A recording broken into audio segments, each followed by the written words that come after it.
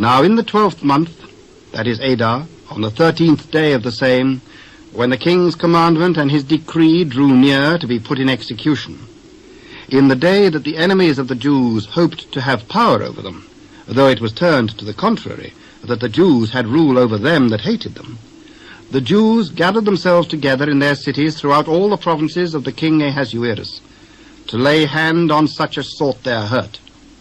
And no man could withstand them, for the fear of them fell upon all people. And all the rulers of the provinces, and the lieutenants and the deputies and officers of the king helped the Jews, because the fear of Mordecai fell upon them. For Mordecai was great in the king's house, and his fame went out throughout all the provinces. For this man Mordecai waxed greater and greater. Thus the Jews smote all their enemies with the stroke of the sword, and slaughter and destruction, and did what they would unto those that hated them. And in Shushan the palace the Jews slew and destroyed 500 men, and Parshandatha, and Dalphon, and Aspatha, and Poratha, and Adalia, and Aridatha, and Parmashta, and Arisai, and Aridai, and Vazjesatha, the 10 sons of Haman, the son of Hammedatha, the enemy of the Jews, slew they. But on the spoil laid they not their hand. On that day the number of those that were slain in Shushan the palace was brought before the king. And the king said unto Esther the queen, The Jews have slain and destroyed 500 men in Shushan the palace, and the 10 sons of Haman. What have they done in the rest of the king's provinces? Now what is thy petition, and it shall be granted thee? Or what is thy request further, and it shall be done? If it please the king, let it be granted to the Jews which are in Shushan to do tomorrow also according unto this day's decree, and let Haman's 10 sons be hanged upon the gallows. And the king commanded it so to be done. And the decree was given at Shushan, and they hanged Haman's 10 sons. For the Jews that were in Shushan gathered themselves together on the 14th day also of the month Adar, and slew 300 men at Shushan. But on the prey they laid not their hand.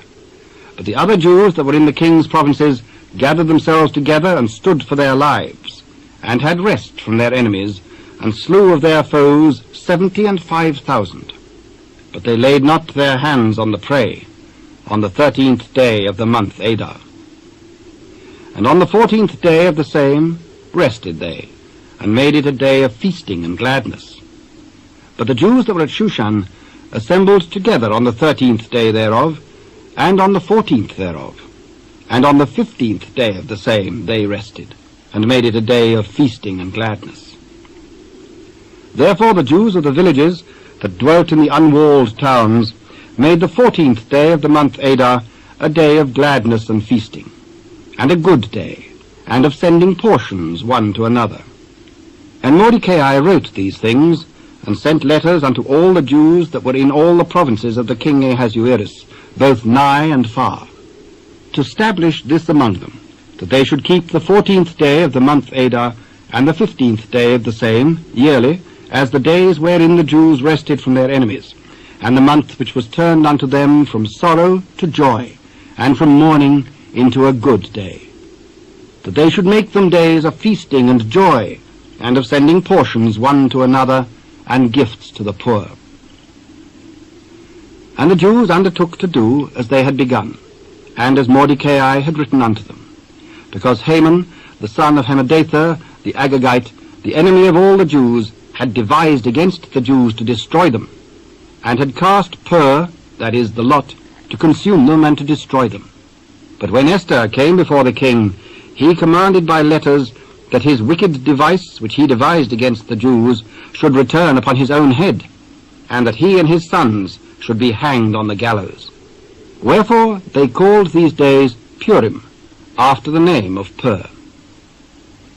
Therefore all the words of this letter, and of that which they had seen concerning this matter, and which had come unto them, the Jews ordained and took upon them, and upon their seed, and upon all such as joined themselves unto them, so as it should not fail, that they would keep these 2 days according to their writing, and according to their appointed time every year, and that these days should be remembered and kept throughout every generation, every family, every province, and every city, and that these days of Purim should not fail from among the Jews, nor the memorial of them perish from their seed.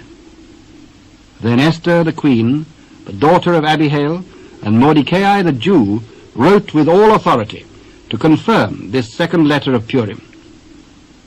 And he sent the letters unto all the Jews, to the 127 provinces of the kingdom of Ahasuerus, with words of peace and truth, to confirm these days of Purim in their times appointed, according as Mordecai the Jew and Esther the queen had enjoined them, and as they had decreed for themselves and for their seed the matters of the fastings and their cry. And the decree of Esther confirmed these matters of Purim, and it was written in the book.